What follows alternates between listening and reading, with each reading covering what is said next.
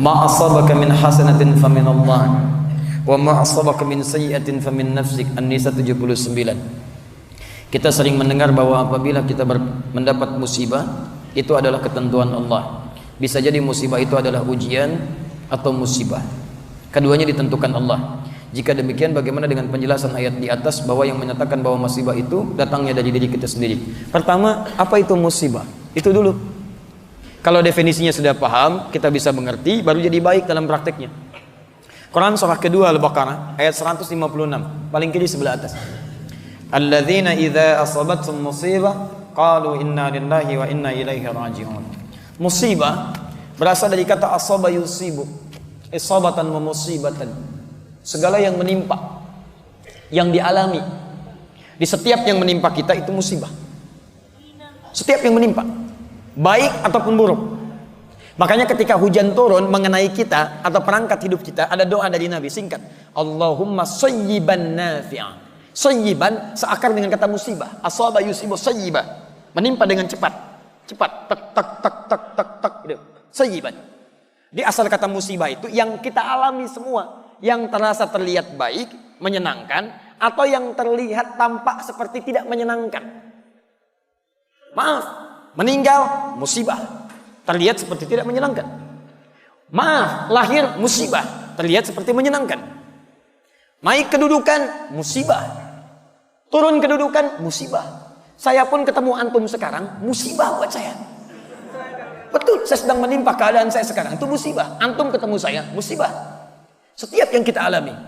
Di kalau musibah itu terlihat baik, maka menyikapinya dengan syukur. Musibah terlihat tidak menyenangkan, maka cara menyikapinya dengan sabar. Ketentuan musibah yang pertama adalah semua yang bersumber dari Allah itu baik ketentuannya. Awas, semua yang bersumber dari Allah itu baik ketentuannya. Cuman saat kita terima, pandangan kita kadang-kadang melihatnya ada terlihat menyenangkan, ada terlihat yang tidak seperti menyenangkan. Maka rumusnya adalah ketika antum melihat sesuatu yang menyenangkan, maka muncul rumus syukur di sini. La in syakartum la azidannakum.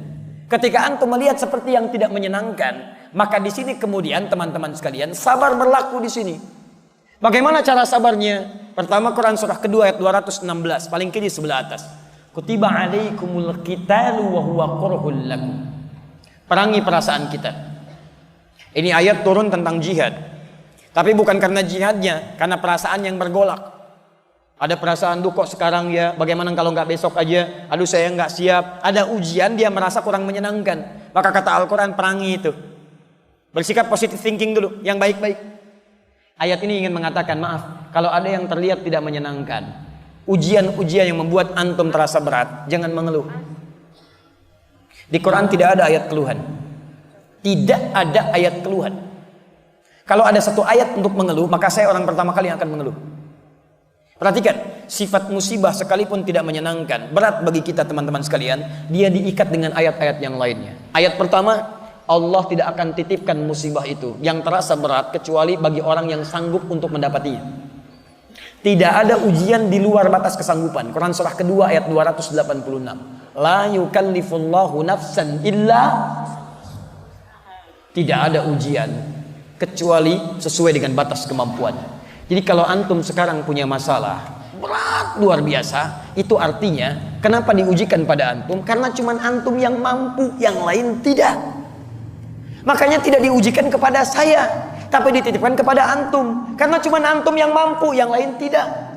Kalau antum tidak mampu, mustahil Allah titipkan ujian itu pada antum. Karena cuman antum yang bisa. Jangan antum mengeluh mengatakan, ya Allah, kenapa mesti saya ya Allah? Ya Allah, why me? Kata Allah, why not? Kenapa tidak? Anda yang mampu. Jadi kalau Anda nggak mampu, mustahil dititipkan ujian kepada Anda. Jadi sudah jalani, alhamdulillah, terima dulu dengan sabar. Terima. Yang kedua teman-teman sekalian, setelah itu rumus yang kedua, setiap persoalan sesulit apapun akan bersanding dengan solusi yang semudah luar biasa. Persoalan paling sulit disebut dengan usrun. Solusi termudah disebut dengan yusrun. Ketika Allah menurunkan usrun, maka disandingkan dengan yusrun. Inna ma'al usri yusra. Fa inna ma'al usri yusra. Dalam setiap kesulitan ada kemudahan. Makanya ini rumus Quran, keluarkan dalam bentuk solusi psikologis. Begitu datang masalah, kalimat Quran tadi ramu dalam kalimat kita. Lihat kalimatnya. Datang masalah, pasti selesai. Saya pasti bisa. Saya pasti bisa, pasti selesai. Itu kalimat terjemahan yang bagus. Setiap ada kemudahan, setiap ada kesulitan, ada solusi. Pasti selesai. Ini secara psikologi membuat kita lebih mudah. Jadi kalau antum sedang punya masalah, langsung hadirkan. Insya Allah saya mampu. Pasti selesai. Pasti selesai. Nggak ada persoalan yang nggak ada solusinya. Jadi ketika keyakinan itu ada, sekarang yang praktekkan orang Jepang. Orang Jepang lihat, ya maaf, ketika mereka punya persoalan, saya pasti bisa. Kamu bisa, kamu bisa. Taklukkan benteng, benteng Takeshi, boleh ditaklukkan. Pasti bisa, saya bisa, kamu bisa. Masya Allah, kamu bisa, kamu bisa. Itu yang dipakai orang-orang luar yang punya teorinya kita. Korea ingin nyusul Jepang. Dari mulai TK, ketika mereka mulai baris, mereka mulai keluar kalimat-kalimat. Harus lebih daripada Nippon, harus lebih daripada Nihon, lebih daripada Jepang, lebih daripada Jepang. Jepang bikin Honda, mereka bikin Hyundai. Kita menyebutnya Hyundai. Lihat cek, Jepang bikin ini, Korea bikin ini. Jepang maju dalam bola, Korea maju dalam bola. Semua disusul, semua disusul. Kamu bisa, kamu bisa. Yang punya teorinya kita, yang punya praktekan orang lain. Kalau sudah seperti itu teman-teman sekalian, terima dan lihat sifat yang ketiga. Setiap persoalan ada solusi. Yang ketiga, sifat Allah ingin menjadikan setiap solusi itu mudah kita dapatkan. Quran surah yang kedua ayat 185. Yuridullahu bikumul yusra wa la yuridu bikumul usra. Dengan persoalan itu Allah inginkan hidup kita jadi lebih baik, lebih mudah dibandingkan dengan sebelumnya. Prinsip yang ketiga, maaf, ujian itu diturunkan oleh Allah kata Al-Quran untuk meningkatkan kualitas hidup kita, bukan ingin membuat hidup kita bermasalah. Sebentar ya, sebentar. Anak SD kalau ingin lulus SMP ke SMP, ujian tidak? Berarti ujian itu untuk menguji kemampuan dia supaya masuk ke SMP. SMP kalau ingin ke SMA, ujian tidak? Ujian. Ujian itu bukan ingin memberikan beban, tapi ingin meningkatkan pengetahuan supaya pengetahuannya setaraf dengan SMA. Naik. SMA ke kampus demikian seterusnya. Jadi hukum kehidupan kalau ingin meningkat kualitasnya mesti lulus ujian. Saat antum diberikan masalah oleh Allah, itu artinya antum ingin dinaikkan kelasnya supaya lebih tinggi kelas dalam kehidupannya.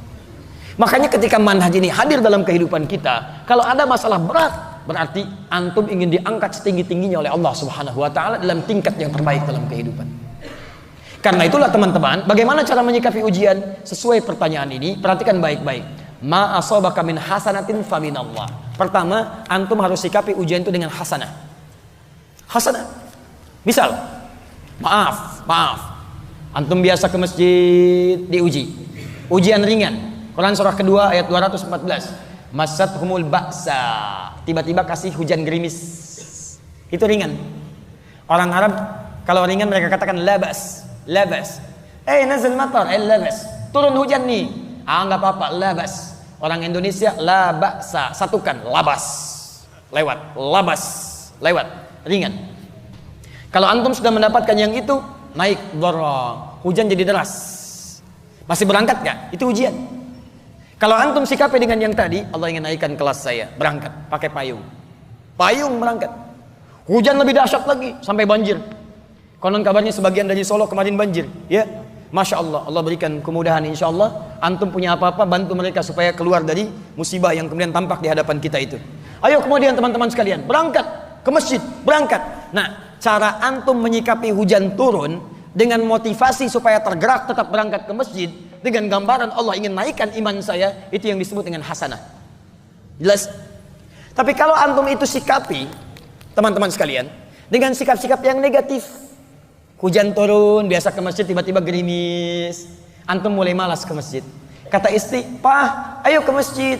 "Aduh hujan mah, kan ada payung." Takut ria. Takut ria, Masya Allah. Takut ria. Baik, respon antum negatif yang tidak ingin ke masjid itu karena melihat ada situasi sebagai ujian padahal meningkatkan iman antum, maka disebut dengan sayyi'ah namanya. Sayyi'ah. Nah, kalau antum merespon dengan hasanah, itu bagian dari petunjuk Allah Subhanahu wa taala, tanamkan pada jiwa antum. Itu pilihan. Kalau antum ambil berarti antum mengambil petunjuk dari Allah. Tapi kalau antum merespon dengan sayyi'ah, itu bukan dari Allah. Itu pilihan antum sendiri. Karena Allah kasih, antum gak ambil. Sifat hidayah itu selalu baik. Hidayah diberikan. Cuman persoalannya, maaf, tidak setiap orang yang diberi hidayah dia tidak mau mengambilnya. Tidak setiap orang yang diberikan hidayah, tidak semua mengambilnya. Contoh, kita diberi minuman nih. Minuman misal. Minuman itu diberikan, tapi apakah setiap yang diberi minuman mau mengambilnya? Sifat hidayah tidak pernah Allah tidak berikan. Semua orang hidup diberikan hidayah. Quran surah 29 ayat 69. Diambil, walladzina jahadu fina lanahdiyannahum subulana. Orang-orang yang mau mengambil hidayah kami, ayat itu mengatakan kami berikan, cuman mereka mau ngambil atau tidak. Alhamdulillah. Masalahnya ketika diberikan, banyak orang yang tidak mau ngambil. Hidayah datang lewat telinga, dengar azan, Allahu Akbar, Allahu Akbar. Kok telinga antum bisa dengar azan? Artinya antum diberi hidayah. Tapi apakah setiap yang dengar azan mau ke masjid? Belum tentu. Nih, antum lewat tuh, banyak orang lewat ke masjid dari mulai subuh. Pertanyaannya, kok bisa lewatnya depan sini? Padahal bisa lewat di depan tempat yang lain. Kok kenapa antum diperjalankan bisa lewat masjid? Itu hidayah lewat mata. Cuman tidak setiap orang yang melihat masjid bisa mau ke masjid. Persoalannya maaf, bukan karena Allah nggak kasih, hasanahnya Allah kasih. Cuman respon kita apakah mengambil atau tidak, itu sikap antum. Kalau antum ambil, itu bagian dari petunjuk, yang diambil itu hasanah. Kalau antum tidak ambil, itu dari pribadi antum, namanya sayyi'ah. Makanya turun ayat dengan antum tadi tuliskan. An-Nisa ayat 79. Ma asawaka min hasanatin faminallah. Kalau diambil kebaikan itu, maka antum mengambil kebaikan dari Allah. Wa ma asabaka min sayyi'atin famin nafsik.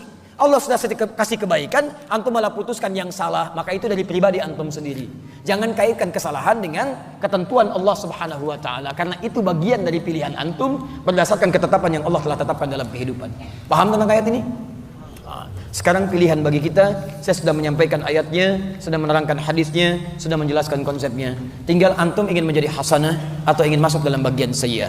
Maaf, kalau cuma berlomba untuk mendapatkan sayyi'ah, antum terlambat. Sudah ada Qarun yang duluan, sudah ada Fir'aun yang duluan, sudah ada Abu Lahab, sudah ada Abu Jahal, sudah ada abu-abu yang lainnya, yang semua sudah menjadi abu. Kalau antum ingin berlomba, antum ketinggalan. Saatnya kita berubah. Ayo, sekali lagi, bantu negara ini, bantu dunia saat ini, yang sudah muncul banyak keburukan-keburukan, maksiat sudah di mana-mana, bahkan sudah berlomba dengan binatang telanjang, gak malu, wajar, gak punya takwa. Lihat delman keliling Solo, gak pakai celana, gak akan malu, biasa aja. Tapi antum berlomba ingin melepas pakaian-pakaian, antum ketinggalan teman-teman. Kalau cuma kontes melepas busana, binatang lebih jagoan. Makanya kita dibedakan dengan binatang menggunakan pakaian. Karena itu teman-teman sekalian, ayo kita tunjukkan. Akan muncul generasi sekarang yang kembali pada Al-Quran, dan wanginya sudah tercium, karena setiap tempat majlis sudah mulai ramai.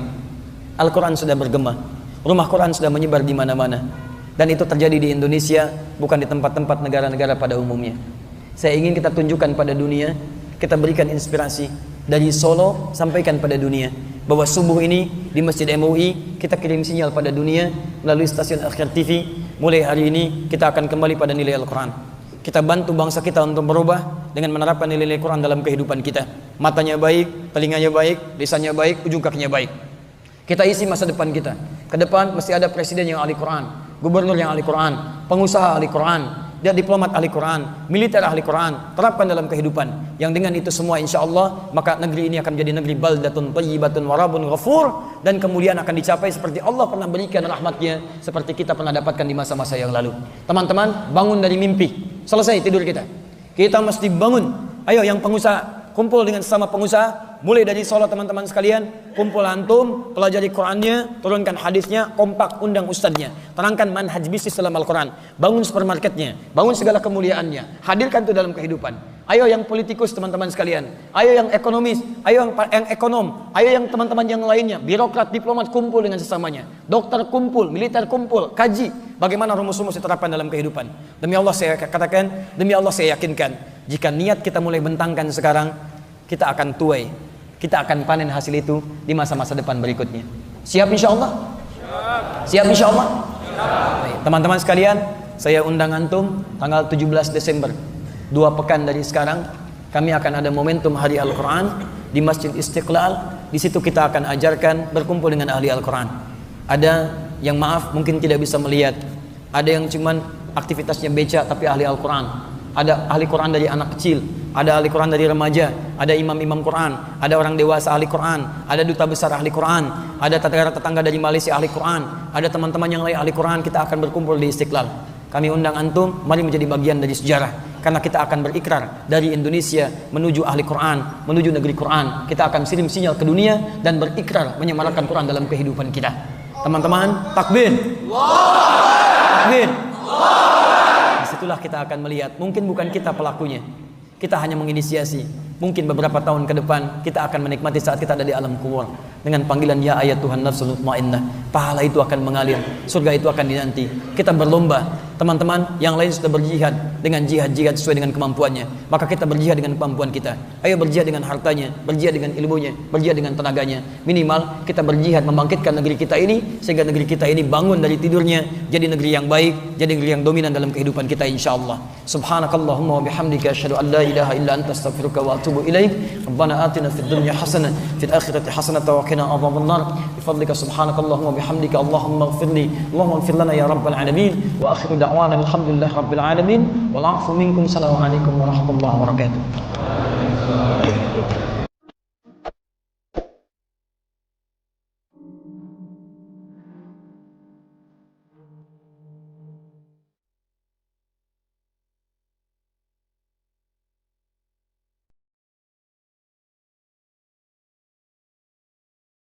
Bismillahirrahmanirrahim. Assalamualaikum warahmatullahi wabarakatuh.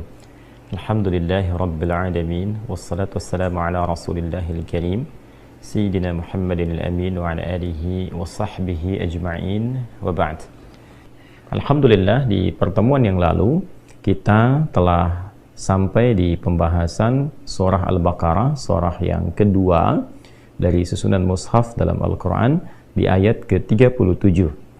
Dan kini di pertemuan saat ini insyaallah kita akan menutup pembahasan di ayat ke-37 ini dengan menegaskan apa yang telah kita janjikan di pertemuan sebelumnya, yaitu menyempurnakan tentang kalimat taubat tertinggi Sayyidul Istighfar yang pernah diinformasikan dan bahkan ditalqinkan, dibacakan oleh Rasulullah sallallahu alaihi wasallam. Sebelum sampai ke pembahasan itu, kita akan coba sarikan dahulu intisari pembahasan kita di pertemuan yang lalu, bahwa Allah Subhanahu wa Ta'ala memberikan satu gambaran yang sangat sempurna tentang satu karakteristik manusia saat diciptakan, bahwa manusia ini berpotensi juga berbuat salah, melakukan kesalahan dalam kehidupan. Namun demikian, kasih sayang Allah Subhanahu wa Ta'ala menjadikan juga manusia memiliki fitrah untuk memperbaiki kesalahan itu menjadi sebuah kesolehan, mentransformasikan salah menjadi soleh dengan satu anugerah Allah yang disebut dengan taubat. Jadi pada diri manusia ada potensi salah, tapi juga ada kemampuan untuk bertaubat. Ini yang membedakan manusia dengan syaitan.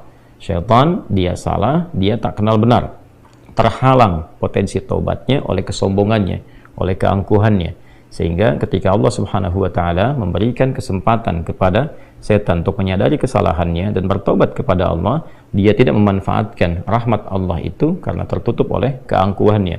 Aba wastakbar, dia enggan untuk menaati perintah Allah Subhanahu wa Ta'ala dalam rangka menyembah Allah Subhanahu wa Ta'ala lewat ketaatan pada perintahnya untuk menghormati Adam dalam perintah sujud hormat kepada Adam itu. Alih-alih dia menghormati perintah itu, alih-alih dia menyembah Allah Subhanahu wa Ta'ala lewat perintahnya, dia malah berkata, ana khairum minhu. Setan berkata, saya lebih hebat dibandingkan dengan Adam. Khalaqtani min narin wa khalaqtahu min tin.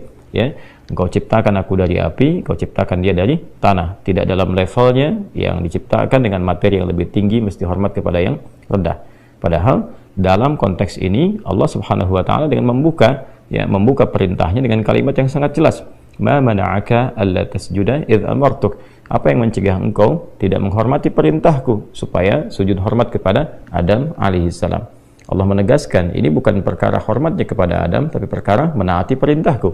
Tapi karena istakbar, aba wastakbar, dia enggan untuk menaati itu karena sifat sombongnya. Kesimpulannya adalah setan salah, setan tidak kenal benar, dan setan menutup peluang untuk mendapatkan pintu taubatnya karena kesombongannya. Salah, tidak mau bertobat. Manusia sebaliknya punya potensi salah, tapi juga dalam saat yang bersamaan punya fitrah untuk menjadi saleh, untuk bertobat, memperbaiki kesalahannya. Itu titik perbedaannya. Untuk itulah kemudian Allah Subhanahu wa Ta'ala memberikan petunjuk. Bahkan sejak Nabi Adam alaihissalam diturunkan ke muka bumi, lekat dengan petunjuk ini bagaimana caranya ketika seorang hamba Allah dari kalangan manusia, anak cucu Adam, Bani Adam, disebutkan 7 kali dalam Al-Quran, kemudian berbuat salah dalam hidupnya, pikirannya keliru berpikir, apa-apa yang disebut dengan su'udzan, kan? Dia kemudian negative thinking, salah berpikir, salah menduga, salah mengira. Kemudian pandangannya salah melihat, telinganya salah mendengar, lisannya salah bertutur. Maka bagaimana kemudian cara memperbaiki itu semua? Diturunkan oleh Allah Subhanahu wa taala satu petunjuk untuk kembali menjadi soleh, memperbaiki semua yang salah tadi, sehingga bagian-bagian tubuh kita yang pernah berbuat salah diperbaiki itu dan diarahkan kepada yang saleh. Maka pembuka dari semua rumusan taubat ini dibukalah di surah Al-Baqarah di ayat ke-37 yang detail pembahasannya telah kita uraikan di pertemuan yang lalu. Saat Allah Subhanahu wa taala berfirman, A'udzubillahi minasyaitonirrajim. Bismillahirrahmanirrahim. Fatalaqqa Adamu min rabbih kalimatin fataba 'alaihi innahu huwat tawwabur rahim. Maka Adam alaihissalam ditalqinkan, mendapatkan dan mengambil serta mengamalkan. Talaqqa, mendapati, mengambil dan mengamalkan.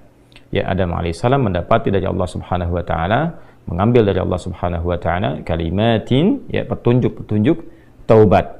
Lalu mengamalkan itu semua, fataba alaihi, maka Allah Subhanahu wa taala menerima taubatnya. Innahu huwat tawwabur rahim. Sungguh Allah Subhanahu wa taala menilai dan berkomitmen terhadap hamba-hambanya yang sungguh-sungguh memperbaiki dirinya untuk menjadi lebih baik, maka Allah Subhanahu wa taala akan menerima taubatnya, menerima komitmen hambanya itu.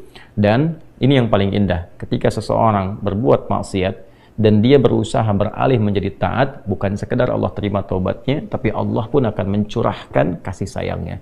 Ini indahnya yang bisa kita teladani dari sifat-sifat Allah Subhanahu wa taala. Jadi kalau ada hamba yang taubat, dia taubat dari kesalahan, dia ingin kembali menjadi baik, dia tinggalkan maksiat, dia ingin taat, dia jauhi salah, dia ingin menjadi saleh, Allah bukan sekedar menerima komitmennya menjadi baik, tapi sekaligus memberikan percikan rahmatnya, menyayangi hamba itu untuk kembali kepada jalan-jalan kebaikan.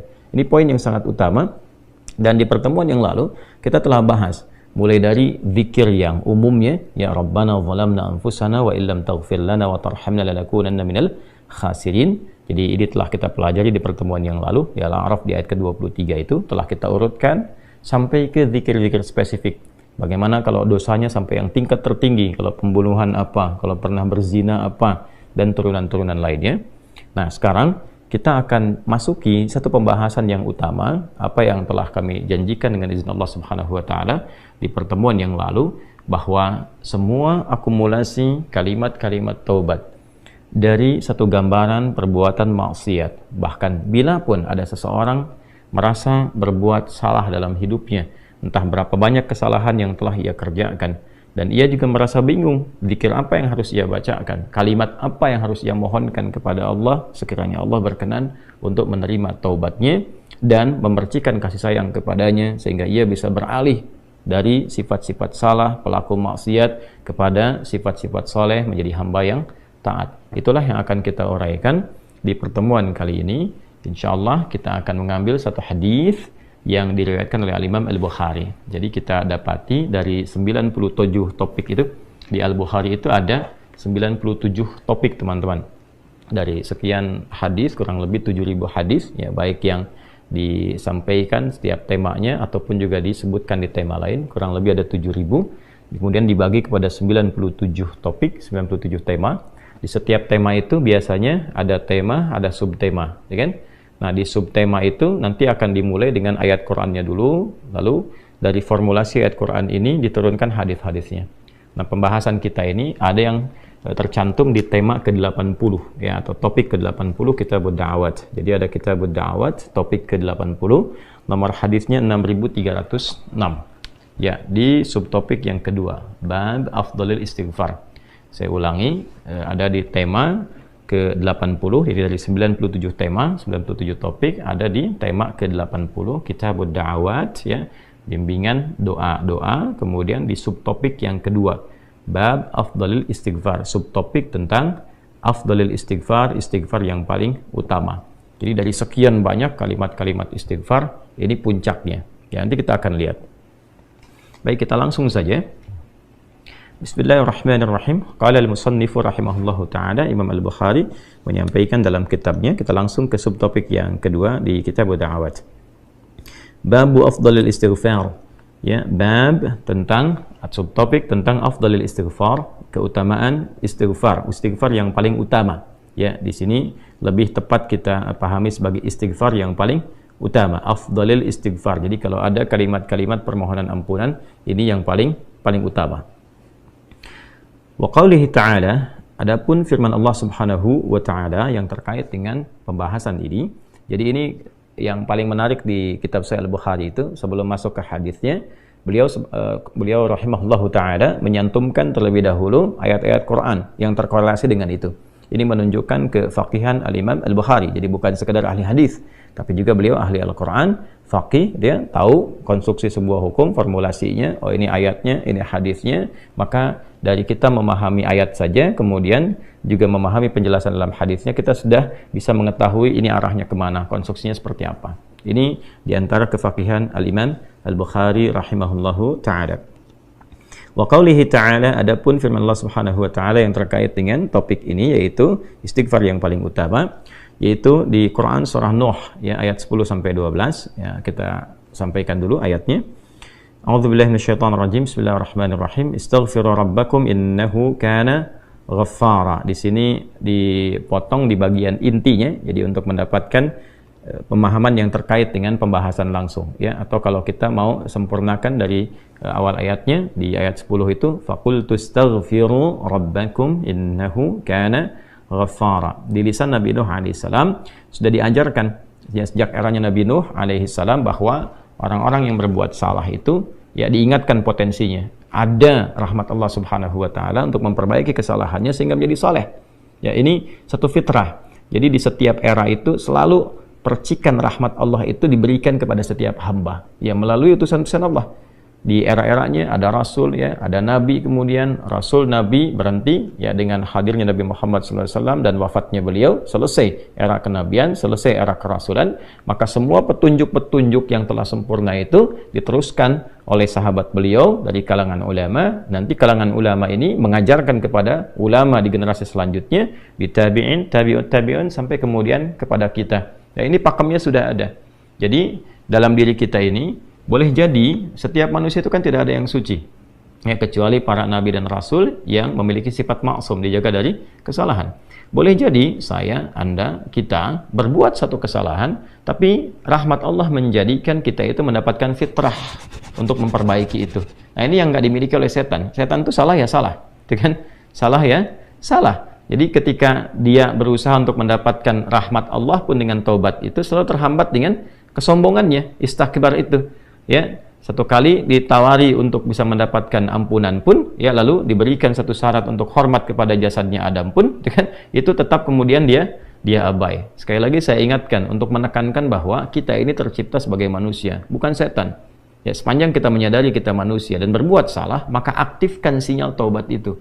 Ya, sejak di era sebelumnya, bahkan di era Nabi Adam alaihissalam turun ke muka bumi, kemudian juga berkeluarga, ya risalah-risalah tentang taubat itu selalu kemudian disampaikan.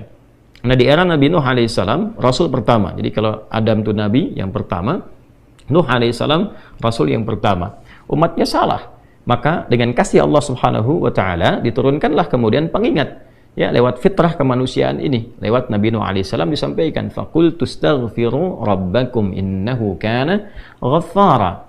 Ya, maka aku tegaskan kepada kalian, istaghfiru rabbakum, cepat istighfar, cepat balik lagi, ambil kalimat-kalimat ampunan, ambil kalimat-kalimat taubat ya dari Allah Subhanahu wa taala, menggunakan Rabb tuh yang telah menciptamu, merawatmu, menyayangimu, mengingatkan. Jadi Rabb itu ada nilai-nilai rububiyah di dalamnya. Ya, ada sifat-sifat rububiyah. Ya, bukan sekedar mencipta, tapi juga merawat, memberikan perhatian, memberikan kebutuhan. Kalau dalam bahasa bebasnya Allah seakan ingin mengatakan, hei, aku kan yang cipta engkau, ya kan? Engkau berbuat salah, aku berikan kesempatan untuk saleh. Aku kirimkan di kalimat taubat, aku berikan kesempatan untuk memperbaiki diri. Kenapa engkau nggak ambil, ya kan? Ya, indah sekali gitu. Ya, aku ciptakan engkau salah, aku berikan jalan saleh. Kenapa ketika aku berikan jembatan untuk memperbaiki diri, engkau tidak ambil? Maka lewat Nabi Nuh alaihissalam, sejak di era kerasulan pertama itu diingatkan sampai nanti puncaknya di era Nabi Muhammad SAW.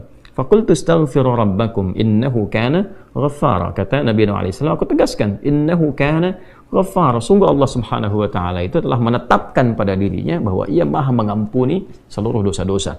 Jadi ada ghafir, ya, ada ghaffar, ada ghafur, dan nanti dilekatkan dengan rahim pada puncaknya. Ya. Misalnya di surat Ghafir di ayat yang ketiga, ghafiridz dzambi wa qabilit taubi, itu menggunakan kata ghafir. Lalu kalau kita jadikan superlatif, ya, dinaikkan lagi tingkatnya menjadi lebih banyak, terus mengampuni dosa, mengampuni lagi, itu dirubah kalimat dari ghafir menjadi ghaffar. Kalau tanpa batas diberikan kemudian sifat yang ketiga yaitu ghafur. Ya, kalau hamba menyimpulkan apakah memang masih diterima, maka Allah turunkan puncaknya berupa sifat rahmatnya, rahim. Qul ya ibadiyalladzina asrafu ala anfusihim la taqnatu min rahmatillah. Innallaha yaghfiru dzunuba jami'a. Quran surah ke-39 ayat 53. Balik ke sini. Ya, jadi ini gambaran yang pertama. Sejak di era kenabian turun yang Al-A'raf ayat 23 itu Rabbana zalamna anfusana. Dan Nabi Adam alaihissalam mendapatkan kalimat itu. Lalu di era Nabi Nuh alaihissalam sebagai rasul pertama diingatkan juga dengan potensi sifat-sifat kebaikan ini yang menjadikan manusia tertuntun untuk senantiasa berbuat baik. Lalu apa sifat rahmatnya? Ya, kalau kita kembalikan ke konstruksi Al-Baqarah ayat 37, tadi kan saya katakan di awal, ya, Allah menegaskan seorang yang taubat ingin merubah dirinya dari salah menjadi saleh, bukan sekedar dituntun oleh Allah, tapi juga dipercikan kasih sayang Allah kepadanya. Rahmat Allah diberikan. Ya, kembali ke Quran surah kedua ayat 37 itu, fatalaqqa Adamu min rabbih kalimatin fataba alaihi innahu huwat tawwabur rahim. Jadi bukan tawwab saja, tapi rahim juga. Bukan sekedar Allah terima taubatnya, tapi kasih sayang Allah pun diberikan kepadanya. Nah, apa di antara jenis kasih sayang yang Allah berikan kepada seorang hamba yang mau taubat? Ya, maka diteruskan ayatnya sampai 12 di sini. Imam Al-Bukhari menyantumkan di sini sampai ayat 12. Yursilis samaa'a 'alaikum midrara wa yumdidkum bi amwalin wa banina wa yaj'al lakum jannatin wa yaj'al lakum anhara. Allahu akbar. Ya, justru di sini teman-teman sekalian, istighfar itu, ya, permohonan ampun kepada Allah Subhanahu wa taala, ya, permohonan rahmat Allah Subhanahu wa taala, kembali kepada Allah, mengoneksikan diri kita kepada yang maha baik, itu diantara percikannya adalah mendapatkan lapangan kebaikan. Yursilis samaa'a 'alaikum midrara. Ya, walaupun Anda mendapatkan kesulitan dalam berkehidupan, bahkan yang sifatnya luas, ya, secara sosial, kalaupun tanahnya gersang, ya, kalaupun kemarau berkepanjangan, itu ternyata dengan satu daerah itu, satu desa itu, satu wilayah itu mengoneksikan diri mereka kepada Allah, beristighfar. Ini faedahnya istighfar. Dengan beristighfar kepada Allah, taubat dari maksiat, ternyata bisa mendatangkan rahmat bukan hanya untuk pribadinya, untuk satu wilayah. Ya, ini pelajaran dari Quran. Ya, Allah akan memberikan kesan begini, jangankan bagi setiap personalnya, setiap orangnya, ya kan? Ada masalah sekampung pun, contohnya kekeringan misalnya, contohnya kemarau, lalu sekampung itu, ya, atau ada orang-orang soleh di situ yang membiasakan taubat kepada Allah, istighfar kepada Allah, mengoneksikan dirinya kepada Allah, ya kan? Itu luar biasa, percikan rahmat Allah.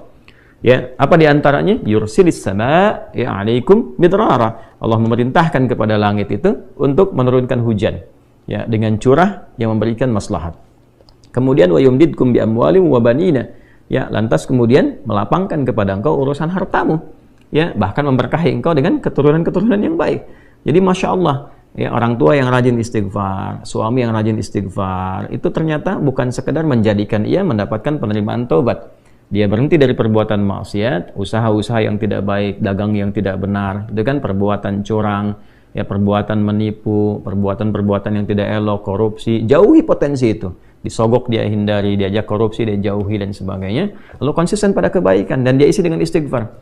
Astaghfirullahalazim, astaghfirullahalazim. Rabbana zalamna anfusana wa illam taghfir lana wa tarhamna lanakunanna minal khasirin. Dia konsisten pada kebaikan itu, wa yumdidkum bi amwal.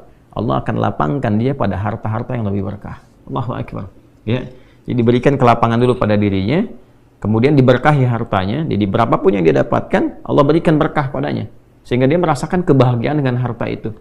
Kan ada orang yang terasa seperti kelihatan banyak, tapi tidak menikmatinya. Ya, baik itu boros, baik itu merasa kayaknya banyak tapi nggak kepake. Ya, barang-barang habis beli ini lagi, tapi memuaskan nafsunya saja. Ya, temannya ngajak begini, dia harus terpaksa beli, kadang-kadang ngutang, atau mungkin dia dapatkan sesuatu tapi jalan-jalan yang haram, jalan yang salah. Dia tidak menikmatinya, dan ini yang paling bahaya. Ya, ini yang paling bahaya. Lawan lapang kan sempit. Jadi hartanya kayak banyak, tapi menyempitkan kehidupan rumah tangganya. Ya, hubungan suami istri jadi nggak enak, dengan anak jadi nggak nyaman. Itu ciri keberkahan biasanya, ya, ciri keberkahan yang tidak didapatkan. Jadi kalau berkah itu dapat, walaupun terlihat kuantitasnya nggak sama dengan orang, dia 100 juta, ini 1 juta, tapi kenikmatannya luar biasa. Ya, di rumah ada kebahagiaan, hubungan menjadi nyaman, apa yang ditata itu bermanfaat, yang dimakan menjadi daging, dari daging itu terkonstruksi menjadi pengetahuan, jadi macam-macam, jadi energi, ya energinya dipakai pada kebaikan. Sebaliknya yang terlihat seperti banyak, kayaknya banyak nih, ya, tapi tidak memberikan kebahagiaan. Di rumah nggak bahagia, tidak memberikan dampak energi positif, ke ibadah jadi malas. Ya, itu ciri pertama kalau harta kurang berkah itu, apalagi tidak berkah, itu pasti menurun kesolehannya, meningkat kesalahannya. Pasti itu. Ya, jadi mulai menurun nih, sholat mulai menurun, baca Quran mulai menurun. Nah, kesalahan mulai meningkat. Makan mulai salah, minum mulai salah. Yang tadinya minum yang baik-baik, sekarang minum yang tidak baik dan sebagainya. Nanti kalau sudah begini, pasti hubungan di rumah tangganya pun nggak akan jadi baik gitu. Ya, dan itu akan terbawa dalam kesempitan. Nah, cara untuk mengatasi itu, ini balik ke Quran surah Nuh tadi, di ayat 10 sampai dengan ayat 12. Kalau kita menyadari kemudian itu salah, lantas ingin memperbaiki diri, kembali kepada Allah, perbaiki diri kita, ya, lalu mengingat Allah, menyesali apa yang telah dilakukan, berjanji untuk berbuat baik, itu tidak tanggung apa yang Allah jawab. Ya. Kalaupun ada satu kelapangan yang tidak berkah tadi, diganti oleh Allah, dihilangkan yang kurang baiknya, dilapangkan dengan yang baik-baiknya. Lalu setelah itu dijaga keluarganya. Jadi memberikan kesan bahwa ada hubungan yang korelasi secara langsung antara harta dengan keluarga, dengan anak keturunan. Jadi hati-hati, saya ingatkan kepada para ayah, pada saya pribadi dan kita semua, jangan sampai membawa yang haram ke rumah. Sekali lagi, jangan sampai membawa yang haram ke rumah. Jadi kalau istri sudah memasak itu di dapur, menjadi makanan, dikonsumsi oleh anak-anak jadi daging, ya, dikonsumsi jadi daging nih, itu jadi karakter. Ya, itu sudah fitrah, sudah umum begitu. Jadi kalau dia baik, akan membentuk kebaikan. Kalau nggak baik, akan merubah ya, pada keburukan. Kontrolnya susah di situ. Ya, sangat sulit sekali. Nah, caranya tadi kembali kepada Allah, tinggalkan yang kurang baik tadi, nanti Allah rubah. Ya, cara dia mendapatkan harta itu, walaupun awalnya terlihat nggak nyaman, karena kan merubah diri, mengeluarkan yang kotor dulu. Ya, kalau terlalu banyak kotoran, mandi kan ya agak cukup pekat tuh mandinya, bersihkan lagi, terasa nggak seperti biasa. Tapi setelah dibersihkan semua jadi enak kan?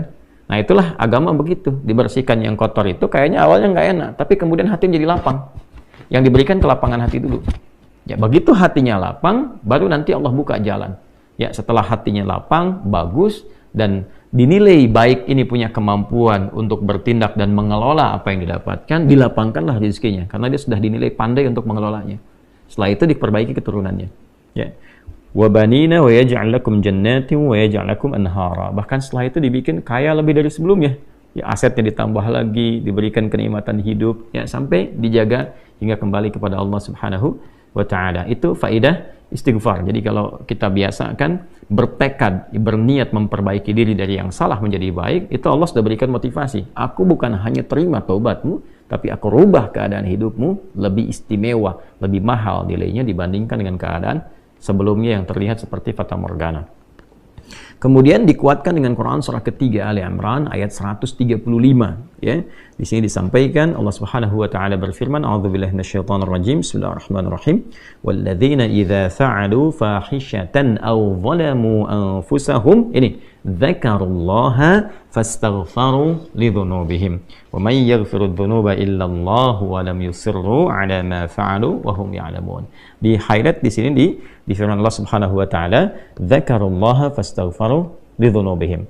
Ya, yaitu orang-orang yang mendapatkan rahmat Allah Subhanahu wa taala itu. Jadi ini korelasinya dengan ayat 133. Jadi ayat 133 itu Allah Subhanahu wa taala berjanji bagi orang-orang yang menyegerakan istighfar. Jadi ingat dosa hari ini nih. Sekarang misalnya malam nih, kita ingat ada dosa yang dikerjakan. Lantas ketika ingat itu istighfar. Istighfar, minta ampun sama Allah gitu kan. Itu menyegerakan sesuatu tanpa jeda disebut dengan sara'a. Ya, sara'a. Jadi ada sa'a, ada sara'a. Kalau sa'a itu menyegerakan sesuatu dengan persiapan. Ya, makanya besok nih ada Jumatan menggunakan sa'a. Fas'au bukan fasari'u. Ya, Ya ayyuhalladzina amanu idza nudiya lis-salati min yaumil jumu'ati fas'au, bukan fasari'u, fas'au. Itu Quran surah Al-Jumu'ah. Ya, Al-Jumu'ah di ayat yang keberapa? Ayat 9, kan? Allah menyampaikan fas'au ila dzikrillah. Bersegera, tapi siap-siap dulu. Mandi dulu, pakai wangian dulu dan seterusnya. Tapi kalau dia bersegera cepat, nyaris tanpa jeda, itu menggunakan sara'ah. Sehingga guru-guru mengatakan bisur'ah, cepat, nggak usah banyak jedanya, kan? Nah, di Ali Imran ayat 133 Allah berfirman, wasari'u ila maghfiratin min rabbikum. Kalau engkau merasa ada salah, bergegas, jangan tunda-tunda. Ya, ingat malam ini, jangan tunda besok. Gimana kalau kemudian tengah malam meninggal? Ya, segera istighfari. Nah, orang yang menyegerakan istighfar saat ingat kesalahan, apa yang didapatkan? Wa jannatin arduhas samawati wal ardu uiddat lil muttaqin.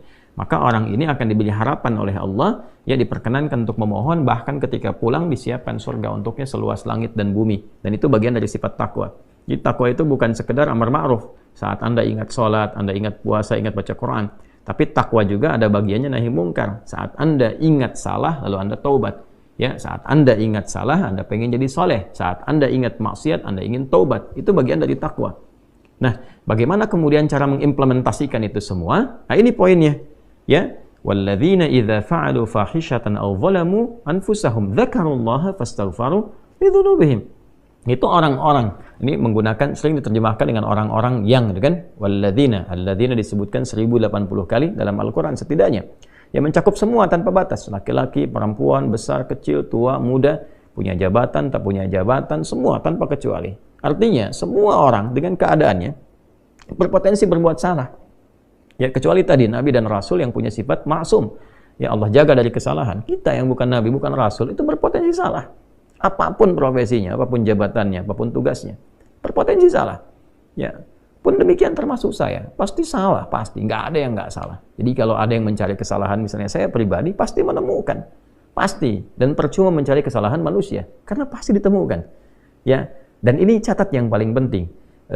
Hindari mencari-cari kesalahan itu karena kita tidak tahu bahwa mungkin ketika seorang divonis salah itu dia sudah mengistighfari, sudah mentaubatinya.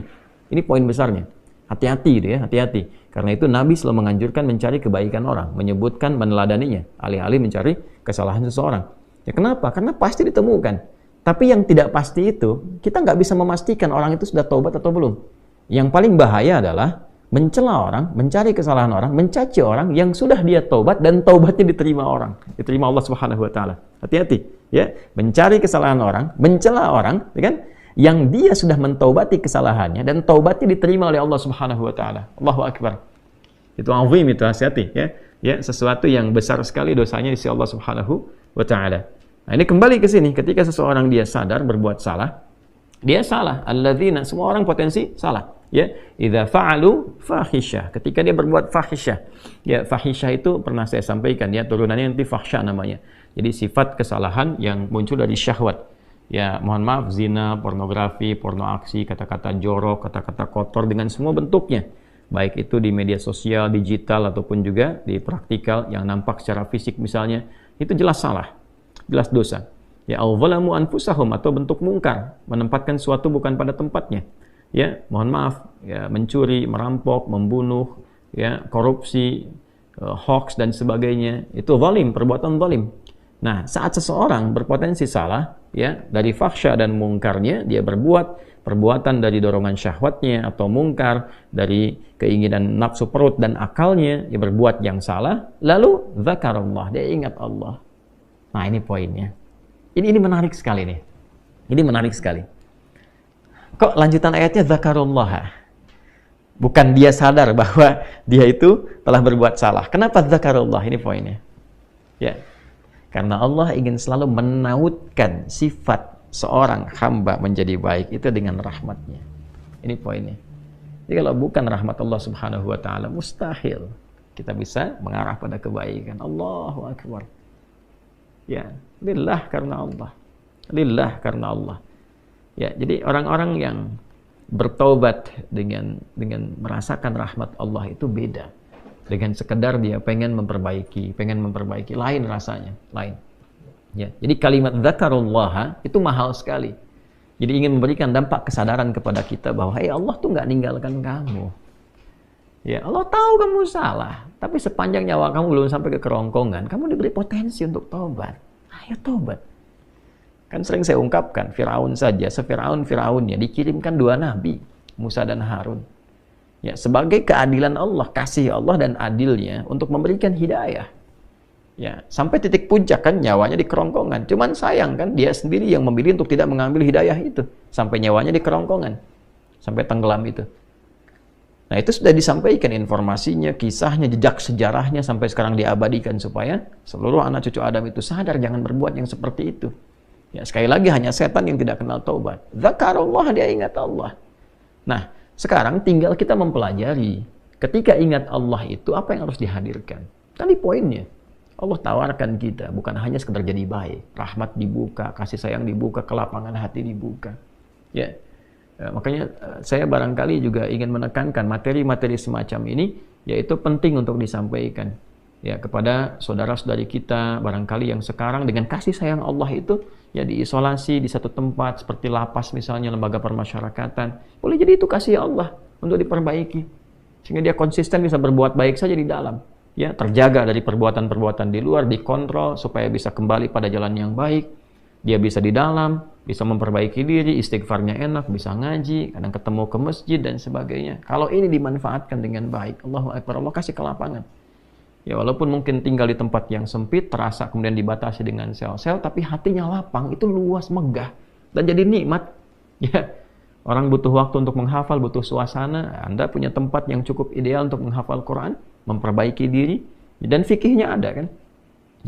Dan sangat jelas sekali kenapa di antara kisahnya Nabi Yusuf alaihissalam ya diizinkan oleh Allah untuk masuk ke dalam ruang itu untuk memberikan sebuah pencerahan sehingga menemukan modelnya. Ini model orang salah yang mau jadi saleh, bahkan setelah itu dia keluar dan diangkat jadi pembantunya raja kan, pada masa itu asisten rumah tangganya raja. Naik gitu dari sosok yang salah ya, kemudian dia tobat mengambil petunjuk dari Nabi Yusuf alaihissalam, dia berubah jadi orang hebat setelah itu. Ya, jadi asisten rumah tangganya raja. Itu luar biasa gitu. Ya, tapi yang memilih kemudian untuk jalan-jalan keburukan tetap bertahan di dalamnya selesai gitu. Ya, ini tawaran sesuatu yang indah ya. Bahkan ada juga yang terakhir ini yang paling luar biasa. Orang yang sudah mendapatkan ancaman hukuman ya sampai kemudian juga mengakhiri kehidupannya tapi dia mau bertobat. Ya, maka dia bisa mengakhiri kehidupannya itu dengan apa yang telah ditetapkan misalnya. Kan kita nggak tahu garis takdir itu bagaimana. Ya. Wallahu alam, tiba kemudian manusia memberikan hukuman tapi Allah dengan kehendaknya merubah itu semua, bisa berubah ya. Tapi kemudian kalau itu bersamaan dengan takdir yang telah Allah tetapkan, dia menjadi baik. Jadi di Islam itu selalu ada solusi dan pedomannya mengantarkan pada kebahagiaan. Itu poin tertingginya. Nah, balik ke kita, tarik lagi, dalam hidup nggak ada orang suci, nggak ada orang yang nggak pernah salah, pasti pernah berbuat salah. Dan sebaik-baiknya orang salah itu adalah orang yang mau memperbaiki kesalahannya sehingga dia merubah salah menjadi saleh. Dia merubah maksiatnya menjadi taubat. Nah, di titik inilah kemudian dia mesti ingat Allah. Nah, saat ingat Allah itu yang diingat itu bukan sekedar Allah, bukan. Ingatlah bahwa ketika dia taubat, serius taubat, Allah menerima taubatnya dan merubah keadaan hidup dia menjadi lebih baik dari sebelumnya. Maka kalau sudah sadar dengan itu cepat. Nah, huruf yang menunjukkan cepat tanpa jeda itu pakai fa. Dzakarullaha fastaghfaru lidzunubihim. Maka cepat bergegas dia taubat saat itu juga. Jadi kalau malam ini kita ingat misalnya salah, segera taubat, istighfar. Ya, Nabi itu sampai menegaskan, aku ini dalam sehari itu beristighfar ya pada Allah Subhanahu wa taala lebih daripada 70 kali. Nanti di hadis berikutnya tuh, ya di nomor hadis 6307 itu ya, subtopik yang ketiga itu ditekankan sekali Nabi menyampaikan demikian. Ya, sebagai contoh tentunya kepada kita, Nah, ini teman-teman sekalian poinnya. Jadi ini ayat motivasi awal ayat yang ditampilkan oleh Imam Al-Bukhari untuk menunjukkan sekali lagi bahwa beliau ini bukan sekedar menampilkan hadis, tapi paham antara korelasi hadis sebagai tafsir dari ayat Al-Quran. Ini konstruksi ayatnya, ini hadisnya. Nah, di titik tadi kita kan baru sampai ke titik motivasi kan, termotivasi kita dengan ayat-ayat Allah yang disampaikan tadi. Ini surah Nuh ya ayat 10 sampai 12, ini surah Ali Imran ayat 135. Lantas kita bertanya, cara taubatnya gimana? Bacaan apa yang dibacakan? Titik ini kan? Ya, jadi kalau tadi disampaikan, kamu kalau taubat akan begini, akan diberikan jalan begini, dirubah hidupmu begini. Kita bertanya balik, cara taubatnya bagaimana? Apa yang dibaca? Nah, inilah yang dijawab lewat hadisnya. Inilah indahnya dalam Islam. Jadi tidak hanya teori begini, tidak. Ya, bukan semua teori, tapi bimbingan real dalam berkehidupan.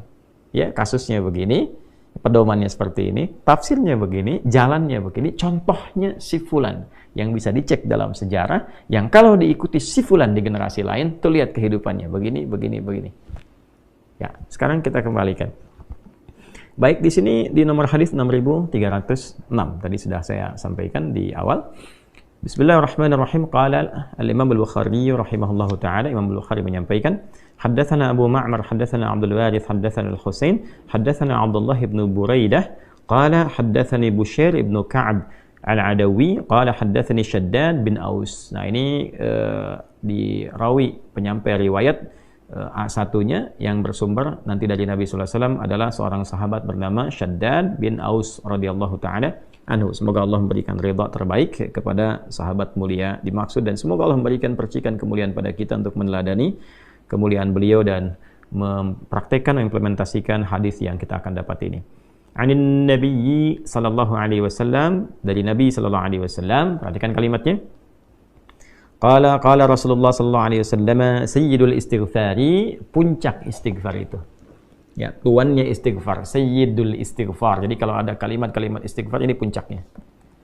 Nah, intinya kalau bingung berbuat maksiat, sudah banyak perbuatan salah yang dilakukan dari ujung kepala sampai ujung kaki, pernah berbuat salah dan kita ingin taubat, apa puncak kalimatnya?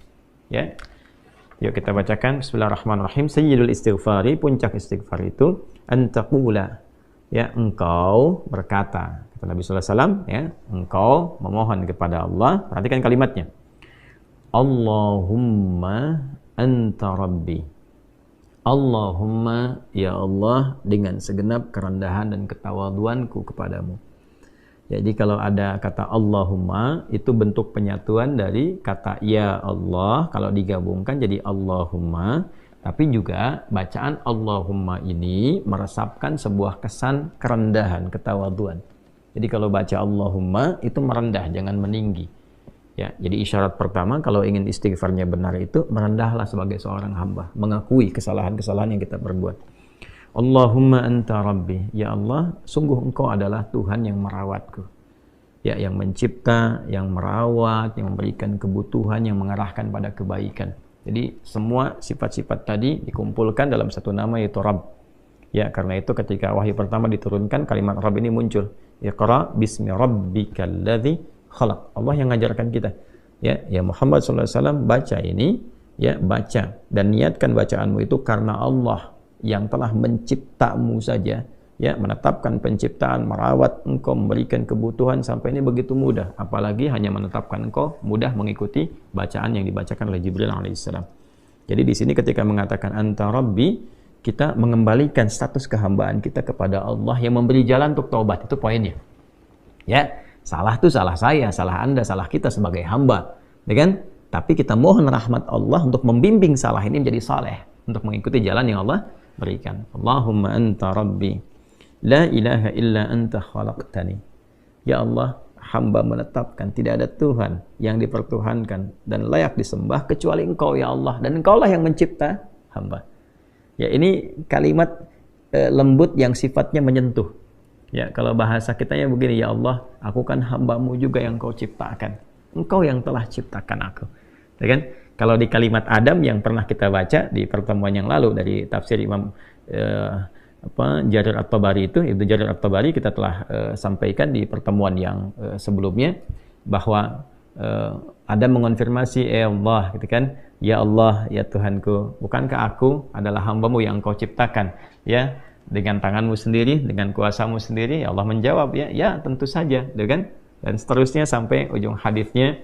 Ya, ara'aita, bagaimana ya Allah Engkau menilai kalau hamba intubtu wa aslahtu, kalau hamba sekarang bertobat dan memperbaiki diri, ya, arajin anta ilal jannah, apakah Engkau akan mengembalikan aku kepada surga? Ya Allah menjawab, na'am, tentu saja, bahkan dengan surga yang lebih indah.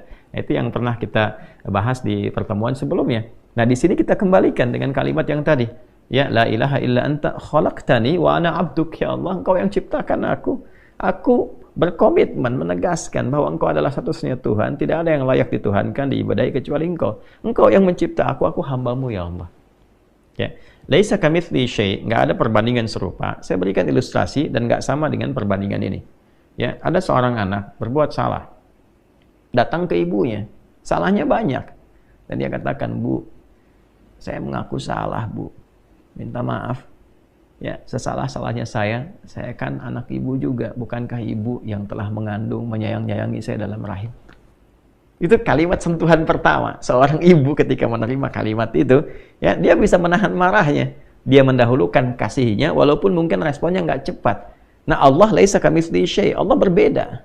Ya, justru Allah mengajarkan kita dengan kalimat-kalimat baik tadi itu sebagai keteladanan. Kalau ada nanti praktek dengan manusia salah, masuklah dengan cara-cara yang lembut. Gitu kan? Sedangkan Allah mengajarkan kepada kita, mohon nih, lewat Nabi Muhammad SAW diajarkan oleh Nabi.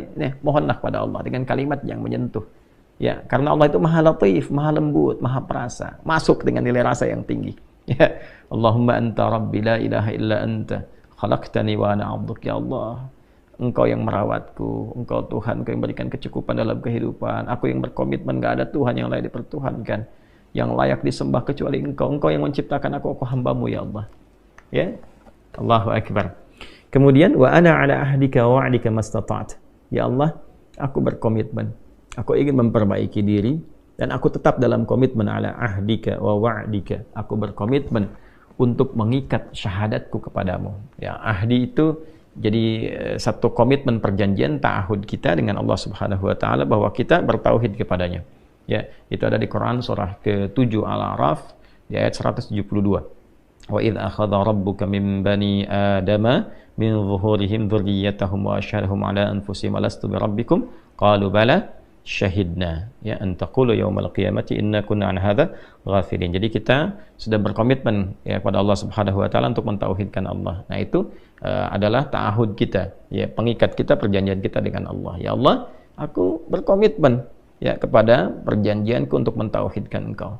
Aku bertobat, aku akan menjaga tauhid ini, mengesahkan Engkau, menjauhi syirik, ya, menuhankan hanya Engkau saja.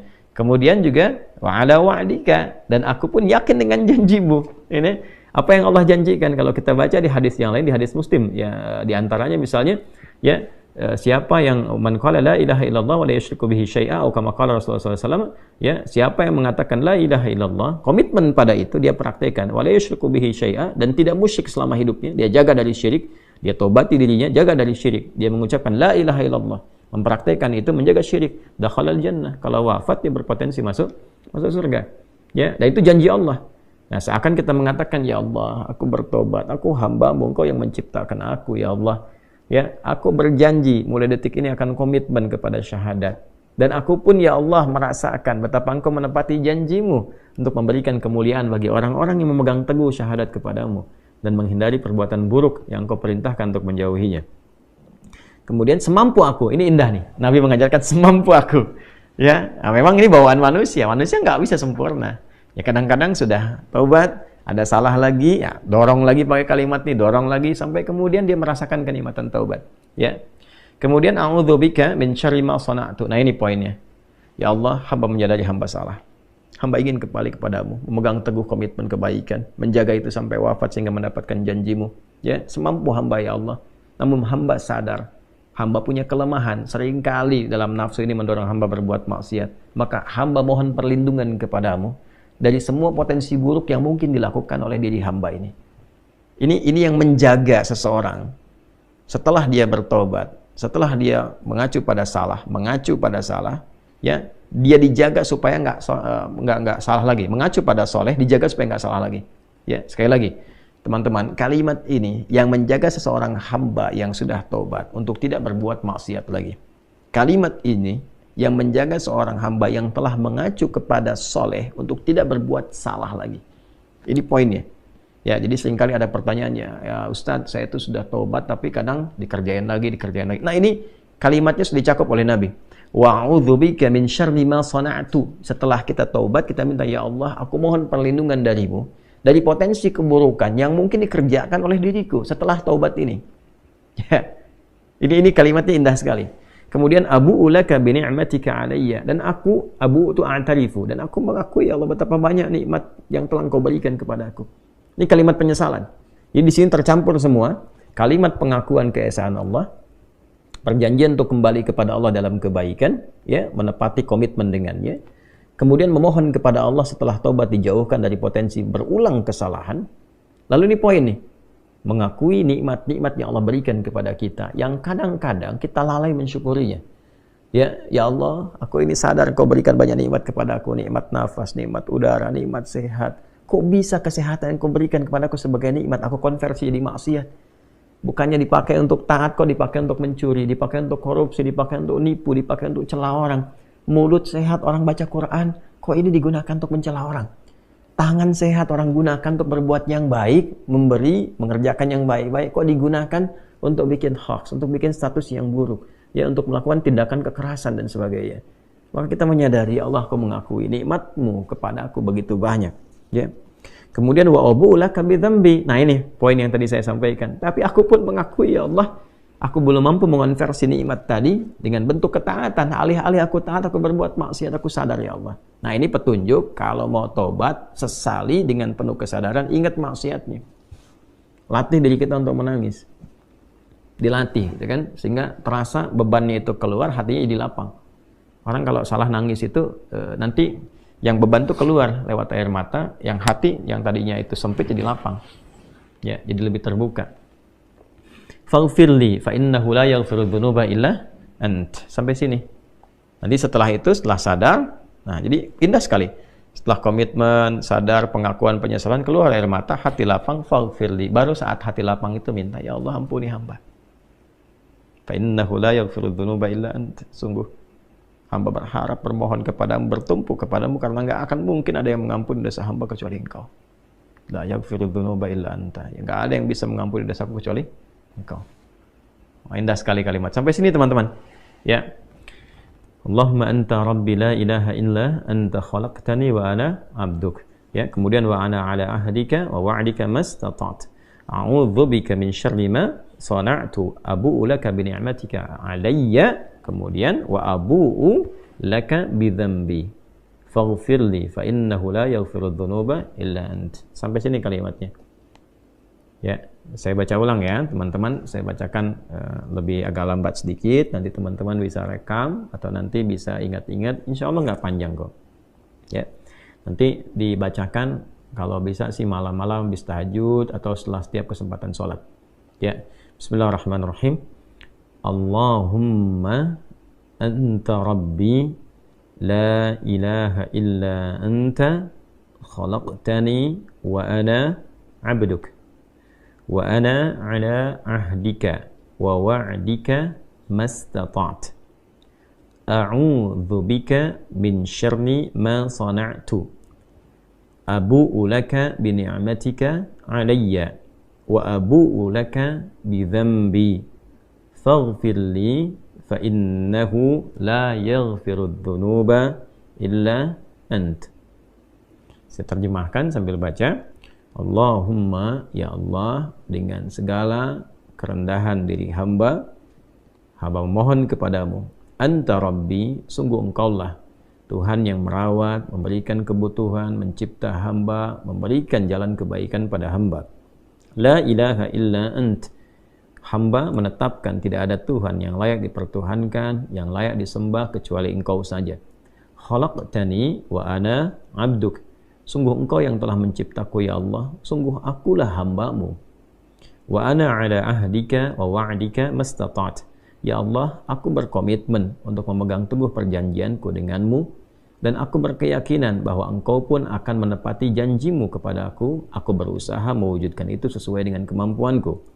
A'udzubika min syarri ma sana'tu. Ya Allah, setelah permohonan taubat ini, komitmen ini, aku memohon perlindungan-Mu, ya Allah. Aku berlindung kepadamu dari segala potensi buruk yang mungkin terjadi dari dalam diriku, yang aku perbuat. Abu'u laka bi ni'matika 'alayya. Aku menyadari, mengakui, ya Allah, betapa besar nikmat-Mu yang Kau berikan kepadaku. Wa abu'u laka bi dzambi. Dan aku pun menyadari, ya Allah, belum mampu mensyukuri nikmat-nikmat tadi. Bahkan lebih sering aku berbuat dosa, kesalahan dibandingkan mensyukuri nikmat-Mu kepadaku. Faghfirli, aku mohon, ya Allah, ampuni diriku. Fa innahu la yaghfiru dzunuba illa ant. Maka sungguh aku sangat berkeyakinan, ya Allah, tidak ada satupun yang mampu mengampuni dosaku kecuali Engkau saja. Bila mampu kita mengamalkan ini dengan baik, minimal ya kita dalam sekehidupan tuh bisa membacakan ini. Minimal lah dalam selama hidup paling sedikit ya bisa pernah baca ini. Ya, sebetulnya kalau bisa minimal sehari baca, sehari sekali baca ya, kita sama-sama menguatkan. Nah, wa man qalaha minan nahar muqinan biha famata min yaumihi qabla an yumsiya fahuwa min ahlil jannah. Ini garansi dari Nabi. Orang yang mampu mengatakan ini, jadi mendawamkan dia baca ini ya, dia baca ini ya minan nahar di waktu siang. Nah, misalnya muncul dari pagi itu ya, beraktivitas ya, dia baca ini, dia mengoreksi kesalahannya, bermuhasabah, dia baca nih muqinan biha dan yakin dengan semua janji-janji yang disampaikan dalam kalimat ini, dengan komitmennya, dengan janji Allah kan, dengan keyakinan bahwa Allah akan merahmati dan sebagainya. Lalu dia minta kepada Allah, tiba kemudian dia wafat di waktu itu, sebelum datangnya sore. Dia wafat itu. Ya, maka apa yang terjadi? Kata Nabi, fahuwa min ahlil jannah. Dijamin langsung di lisan Nabi termasuk ahli surga. Allahu akbar. Ya, Allahu akbar. Wa man qalaha min al-laili wa huwa muqinun biha famata qabla an yusbiha fahuwa min ahlil jannah. Dan siapa yang mengamalkan ini di malam hari, dia baca di malam hari, sambil dia koreksi diri, bukan sekedar baca, dia koreksi diri, dia menyadari dosanya, gitu kan? Malam ini kita baca, kita sadari diri, kita ingin jadi baik, pengen jadi baik, ingin jadi lebih berkah lagi. Lalu kita meyakini semua janji-janji yang disampaikan dari lisan Nabi sallallahu alaihi wasallam yang mulia, ya, pada semua apa yang tadi kita telah pelajari. Maka apa yang terjadi? Famata qabla an yusbiha. Maka dia misalnya meninggal, ya, ajalnya tiba sebelum datang waktu subuh. Wa huwa min ahlil jannah. Maka Nabi mengatakan fa huwa min ahlil jannati, dia termasuk ahli surga. Ya, Masya Allah. Jadi rahmat Allah menjadikan hamba ini diterima taubatnya, dan percikan kasih Allah menjamin dia menjadi ahli surga. Dibalas dengan surga, bukan dunia lagi, balas dengan surga kalau dia wafat. Ya, hadis ini teman-teman tadi disampaikan oleh sahabat Syaddad bin Aus radhiyallahu taala anhu, disampaikan juga, dikutip juga oleh Imam At-Tirmidzi dalam kitab Sunan nomor hadis 3393, kemudian di An-Nasai nomor hadis 5522, dan kita bisa dapati ini semua dengan status yang sahih, tinggal kita amalkan dalam kehidupan. Nah, ini Sayyidul Istighfar. Ya, maka dengan demikian insya Allah tertutup pembahasan kita di kesempatan kali ini untuk mengurai Quran surah ke-2 Al-Baqarah di ayat ke-37. Nah, berapa kali dibacakan ini? Ya, standarnya bisa sekali kita bacakan, tapi kalau kita ingin melatih diri, kita sambungkan ke hadis berikutnya di nomor hadis 6307, memberikan kesan bahwa Nabi melatih nih. Bahkan Nabi sampaikan, saya itu beristighfar setidaknya kurang lebih 70 kali dalam sehari. Ya, saya bacakan hadisnya ya. Ini topik yang ketiga di Al-Bukhari, di topik yang ke-80, subtopik yang ketiga. Babu istighfarin Nabi sallallahu alaihi wasallam fil yaumi wal lailah. Ya, subtopik tentang istighfarnya Nabi sallallahu alaihi wasallam sehari semalam. Ya, qala al-Imam al-Bukhari rahimahullahu taala, haddatsana Abu al-Yaman akhbarana Syu'aib an az-Zuhri qala akhbarani Abu Salamah Ibnu Abdurrahman qala Abu Hurairah radhiyallahu taala anhu. Ya, sanadnya tersambung pada sahabat mulia Abdurrahman bin Sahr, yaitu Abu Hurairah radhiyallahu taala anhu. Sami'tu Rasulullah sallallahu alaihi wasallam yaqul, saya pernah mendengar Rasulullah SAW bersabda, wallahi inni la astaghfirullah wa atubu ilaihi fil yaumi akthar min 70 marratan. Ya, sungguh aku itu, kata Nabi SAW, sungguh aku itu beristighfar kepada Allah, bertaubat kepadanya dalam sehari itu lebih daripada 70 kali. Ya, ini contoh yang diberikan oleh Nabi kepada kita. Ya, bisa diartikan lebih daripada 70, bisa juga dipahami untuk melatih diri kita sehingga merasakan dzauqut taubah. Dzauqu taubah, nilai rasa taubat. Ya, dzauq at-taubah itu feel-nya taubat.